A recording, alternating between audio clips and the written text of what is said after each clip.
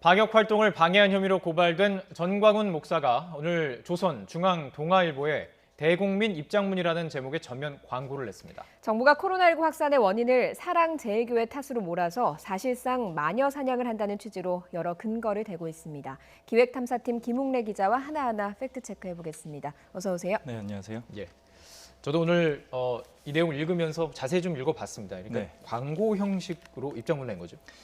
네, 제가 이 신문을 가지고 왔는데요. 예. 이렇게 주요 일간지, 예. 조선, 중앙, 동아일보 일간지 한 30면쯤 됩니다. 예. 그쯤에 이렇게 한 면을 다 활용을 해서 광고 형식으로 본인의 입장문을 발표를 했습니다. 예, 입장문 하나하나 좀 내용을 살펴보도록 하죠. 일단 첫머리에 나온 내용이 표현 그대로 말씀을 드리면 확진자 수에 명백한 허점이 있다라는 내용이더라고요. 네. 예. 우선 팩트를 체크하기 전에 전광훈 목사의 어떤 이 입장문 내용부터 정확히 짚고 가야 될 것 같습니다. 예. 지금 그래픽이 나오고 있는데요. 간단히 정리를 하자면 이 정부가 방역 지침을 따르지 않고 검사 대상을 무작위로 늘려서 확진자 수를 늘리고 있다 이렇게 주장을 하고 있는 예. 겁니다. 네. 하나하나 따져볼 필요가 있겠죠. 우선 접촉자가 아닌 사람들도 검사를 받게 했다 이런 비판은 사실일 수는 있지만 타당하지는 않아 보입니다. 왜 제가 사실일 수도 있다 이렇게 말씀을 드리냐면 아시겠지만 지금 사랑제일교회에 대해서는 이 자료를 통한 역학조사가 사실상 어려운 상황입니다. 네. CCTV도 없고요. 네. 통계 제출도 연락처 제출도 잘 안 되고 있는 정확하지 않고.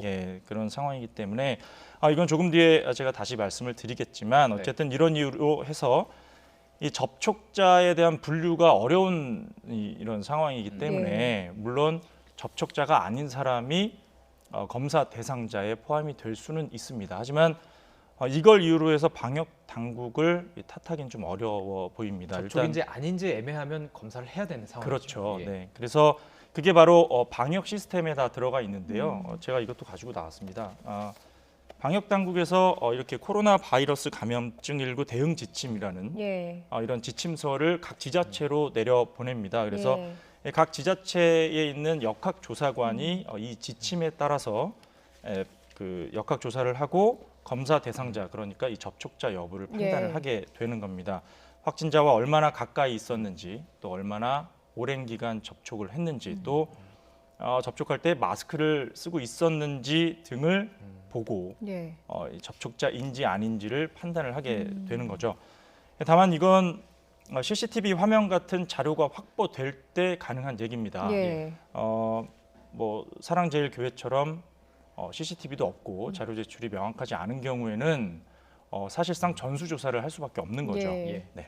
그리고 또 광화문 집회 같은 경우에는 CCTV는 있지만 워낙 많은 사람들이 참석을 했기 때문에 네, 맞습니다. 일일이 확인하기 어려운 것 아니겠습니까? 네, 제가 지금 스튜디오 들어오기 직전에 예. 서울시 쪽에 좀 확인을 해봤어요. 근데 서울시에서 하는 말이 말씀하신 그대로입니다. 워낙에 불특정 다수가 많이 오갔고 그리고 오간 장소도 많고 그래서 특정 시간과 장소를 한정을 해서 그 시간대 그 장소에 머문 사람들한테 예. 검사를 받아야 한다라는 식의 지금 통보를 하고 있는 겁니다. 예. 예.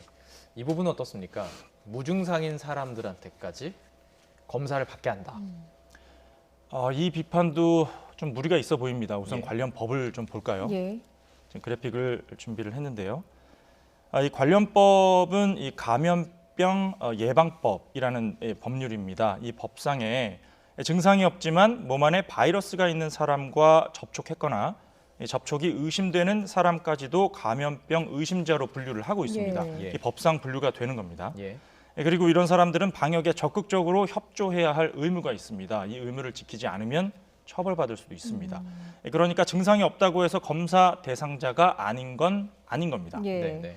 네. 그리고 또 하나 전 목사는 이 신문 이 광고에서 이 초반에 명단 제출 강요 그리고 검사 강요, 격리 강요 이런 행위가 직권남용이다 이렇게 예. 주장을 하고 있습니다. 그런데 이것도 법을 보면 예. 사실이 아닌 걸 금방 알 수 있습니다.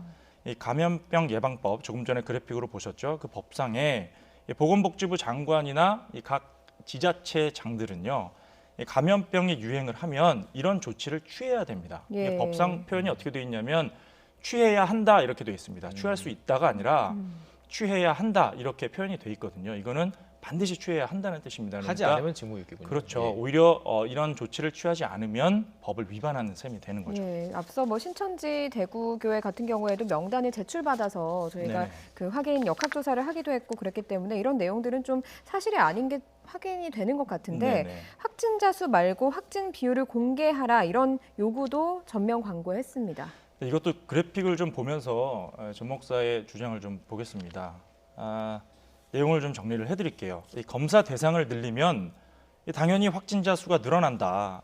그래서 이걸 정부가 악용할 수 있으니까 확진자 수가 아니라 비율로 공개해라. 예. 이런 요구입니다. 그러니까 쉽게 얘기하면 100명을 검사해서 10명 확진자가 나오나 1000명 검사해서 100명이 나오나 비율은 10%로 동일하니까 괜히 숫자로 겁주지 말고 비율로 얘기해라. 뭐 예. 이런 요구라고 볼 수 있겠는데요. 그래서 오늘 제가 질병관리본부 홈페이지에 들어가서 비율을 좀 확인을 해봤습니다. 네. 지금까지 누적 검사 완료 수가 170만 건 정도 되고요. 예. 누적 확진자 수는 16,346명입니다. 예. 정확하게요. 이걸 확진율로 표현을 하면 1% 정도 됩니다. 예. 그리고 이게 물론 이제 지금까지 상황이 그렇다는 거고요. 그런데 사랑제일교회의 경우 이 N차 감염이라고 하잖아요. 1차서부터 비롯돼서 예. 이 사랑제일교회로부터 비롯돼서 네네. 전파된 예. N차 감염을 포함시키면 20% 수준입니다. 그러니까 비율로 공개를 하더라도 사랑제일교회 쪽에 그렇게 유리해 보이지는 그렇네요. 않는 상황입니다. 예. 예. 그리고 한 가지만 더 말씀을 드리면 전 목사가 요구한 것 중에 그러면 안정기, 정부가 이제 안정권이라고 발표했을 때 그때는 도대체 비율이 어떻게 됐는지 그것도 공개해라 이렇게 요구를 했는데 네네. 그것도 봤습니다. 그래프로 봤더니 2% 미만에서 계속 왔다 갔다 합니다. 예. 그러니까 지금이랑 크게 다르지 않았던 거죠. 예. 20%, 그러니까 19% 조금 넘게 지금 사랑제일교회 그 네, 20% 이동이 나오기 안팎으로, 때문에 예, 나오고 그것만 있습니다. 비교해도 큰 수라는 것을 예. 볼 수가 네네. 있습니다. 또 주장한 부분이 있습니다. 정부가 교회와 관련 없는 사람한테까지 무차별적으로 검사를 요구했다. 네. 이 부분이 또 있더라고요. 사실 저는 오늘 이 신문 광고 이 입장문을 보면서 이 부분을 읽으면서 조금 당황스러웠습니다. 네. 왜냐하면 보도를 통해서 많은 분들이 아실 겁니다. 지금 엉뚱한 사람들한테 검사 받으라는 문자가 가고 있거든요. 예. 실제로 이거는 저희 YTN에도 제보가 많이 왔고요. 그리고 관할 보건소, 이 성북 보건소 쪽에도 제보가 많이 가고 있습니다. 그런데 이 원인으로 사랑제일교회가 지목이 되고 있는 상황입니다. 지금 말씀드렸지만 교회 안에 CCTV가 없고 예. 그리고 이제 교인들이 좀 비협조적으로 나오기 때문에 역학조사가 불가능한 상황이거든요. 그래서 보건당국에서 방역당국에서 할 수 있는 게 교인의 전화번호를 받아서 그 전화번호를 토대로 해서 검사 통보를 하는 겁니다. 그런데 이 전화번호가 잘못된 전화번호가 좀 있었다라는 예. 의혹이 지금 일고 있는 상황이에요. 그렇죠. 아직 뭐 예. 경찰 조사에서 확인은 안 됐지만 네. 어쨌든 이런 의혹이 있는 상황이기 때문에 오히려 사랑제일교회에서 이런 주장을 한다? 좀 당황스러웠습니다. 예. 그리고 전 목사 측이 이 입장문에서 네. 사랑제일교회 관련 확진자라는 표현을 좀 불만 섞인 어조로 담았거든요. 예. 도대체 그렇게 관련이라는 단어를 써가면서 사랑제일교회를 이렇게 사랑제일교회 관련 확진자 이렇게 예. 말하는 근거가 뭔지 밝혀라라고 했습니다. 그래서 확인을 해봤는데 당국이 지금 어디 관련 확진자 이런 표현을 쓰고 있거든요. 예. 근데 사실 그런 근거는 명확하게는 없었습니다. 그리고 이 방역 지침에도 그런 내용은 없었고요. 다만 역학조사관이 역학적으로 관련성이 있다라고 판단이 됐을 경우에 최초 확진자와 접촉한 사람들을 추적을 해서 연관성이 있다 이렇게 판단을 하면 지금 이렇게 그런 식의 관련성이 있다라는 이런 식의 표현을 사용하고 있는 겁니다. 예, 알겠습니다. 전광훈 목사가 광고를 통해서 입장문을 냈던 내용들인데요. 자, 그 부분에 대해서 하나하나 살펴보는 과정이었는데 지금 살펴봐야 되는 건 또 이게 있네요. 뮤지컬 공연장에서 지난 4월에 네네. 확진자가 나왔을 때 그 네. 공연에 있었던 모든 사람들 검사하지 않았다 이 네네. 주장입니다. 서울 한남동에 블루스퀘어라는 공연장이 있습니다. 예. 주로 뮤지컬 공연을 많이 하는 좀 꽤 대형 공연장인데요. 정확하게는 3월 31일 날 배우가 확진 판정을 받았습니다. 그런데 정광훈 목사는 이때 이 관객들에 대해서 전수 검사를 안 했다 이렇게 주장을 하고 있는 겁니다. 예. 그런데 방역 당국이 전수 검사를 안 한 데는 이유가 있었습니다. 이것도 취재가 됐는데요.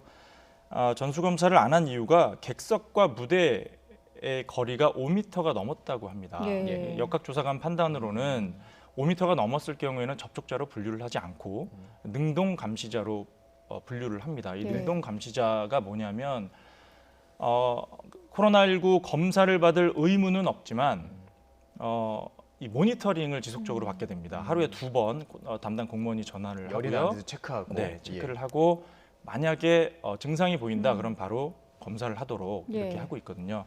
그 수가 8,578명이었고요.